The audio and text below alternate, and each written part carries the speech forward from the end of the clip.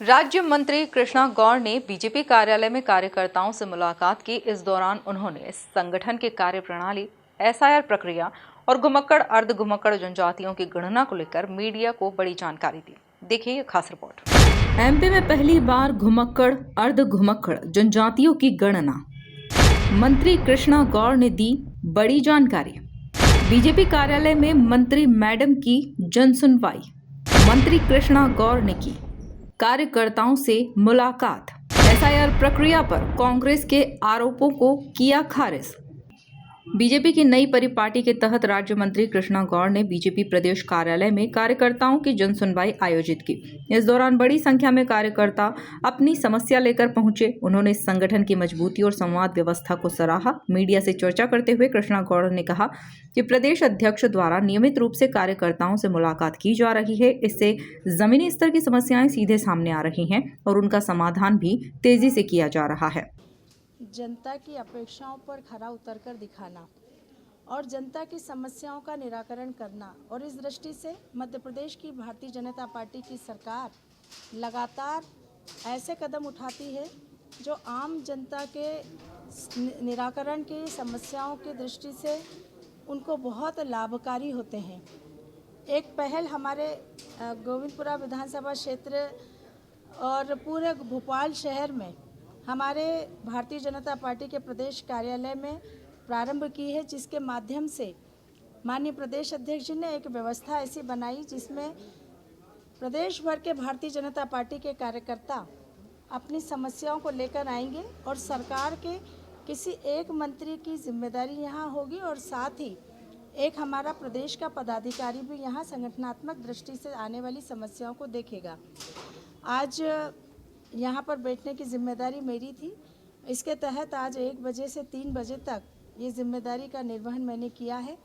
बड़ी संख्या में यहाँ पर हमारे कार्यकर्ता अपनी समस्याओं को, क्षेत्र की समस्याओं को लेकर यहाँ पहुँचे और हमने उन समस्या को न केवल सुना बल्कि त्वरित निराकरण करने का अगर वो माध्यम था तो वो भी करने का काम किया और कोशिश भी यही की कि जो समस्याएं हमारे सामने आ रही है वो तत्काल उसका हल कर सके और अगर किसी विभाग से संबंधित है तो उस विभाग तक पहुंचाने का काम करें।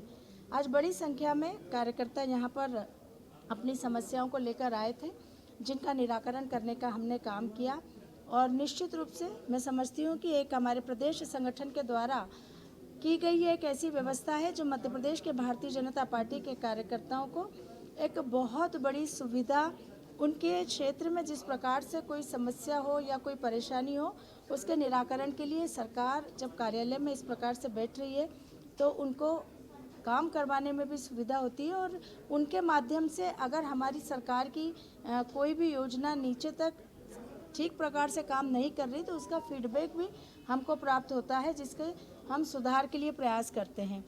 तो एक अच्छी व्यवस्था का आज हिस्सा मैं भी बनी हूँ। मुझे खुशी है इस बात की कि आज आने वाले लगभग हर कार्यकर्ता की हमने बहुत अच्छे से समस्या को सुना है और उसका निराकरण करने का भी प्रयास किया है। एसआईआर की प्रक्रिया को लेकर कांग्रेस द्वारा लगाए जा रहे आरोपों पर पलटवार करते हुए कृष्णा गौर ने कहा कि चुनाव आयोग की प्रक्रिया पर सवाल खड़े करना उचित नहीं है। 2003 में भी इसी तरह की प्रक्रिया अपनाई गई थी।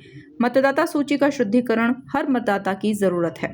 देखिए, निर्वाचन की प्रक्रिया पर किसी भी प्रकार की उंगली उठाना मुझे लगता है कि किसी के लिए भी ठीक नहीं है। ये एक ऐसी प्रक्रिया है जो निष्पक्षता के साथ होती है और इसके पहले जब 2003 के पूर्व हमारा एसआईआर का काम हुआ था उसमें भी लगभग इसी प्रक्रिया को अपनाया गया था और आज भी उसी प्रक्रिया के तहत एसआईआर का काम हो रहा है।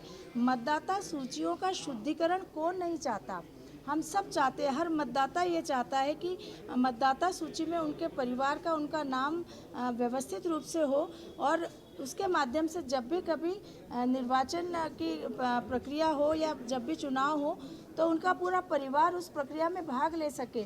और इस दृष्टि से होने वाली विसंगतियों को हम सब ने कई बार महसूस किया है। जब जब चुनाव आते हैं, मतदाता सूचियों की विसंगतियां जब सामने आती है तो हमारी विवशता के अलावा हमारे हाथ में कुछ रहता नहीं है।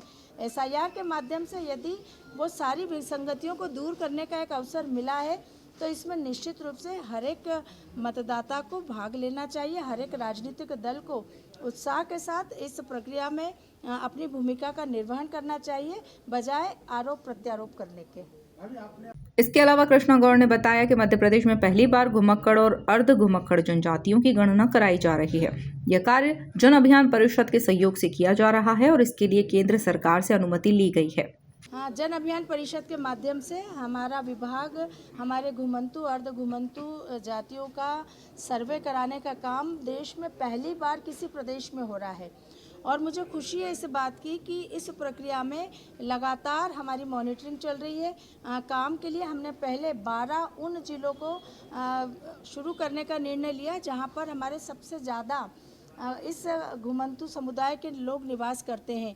उन 12 जिलों में जैसे ही काम हमारा संपन्न हो जाएगा, बाकी अन्य जिलों में भी यह काम प्रारंभ हो जाएगा। हमारी कोशिश यही है कि अप्रैल महीने तक हम जन अभियान परिषद के माध्यम से पूरे घुमंतु समुदाय का सर्वे करके उनका सही आंकड़ा प्राप्त कर ले, ताकि उसके आधार पर सरकार उनके कल्याण की नीतियां बनाए और एक व्यवस्थित रूप से उनको सुविधाएं दे सके, क्योंकि अभी कोई अनुमान भी नहीं है कि घुमंतु समुदाय के कितने लोग मध्य प्रदेश में निवास करते हैं, क्योंकि आज तक कभी उनका ऐसा कोई सर्वे हुआ ही नहीं। कुल मिलाकर कृष्णा गौड़ ने संगठनात्मक मजबूती के साथ साथ प्रशासनिक नवाचारों को भी सरकार की बड़ी उपलब्धि बताया है। अब देखना होगा कि घुमक्कड़ और अर्ध घुमक्कड़ जनजातियों के लिए तैयार होने वाला यह डेटा किस तरह नीतियों को नई दिशा देता है। Bureau report, MP news, Bhopal.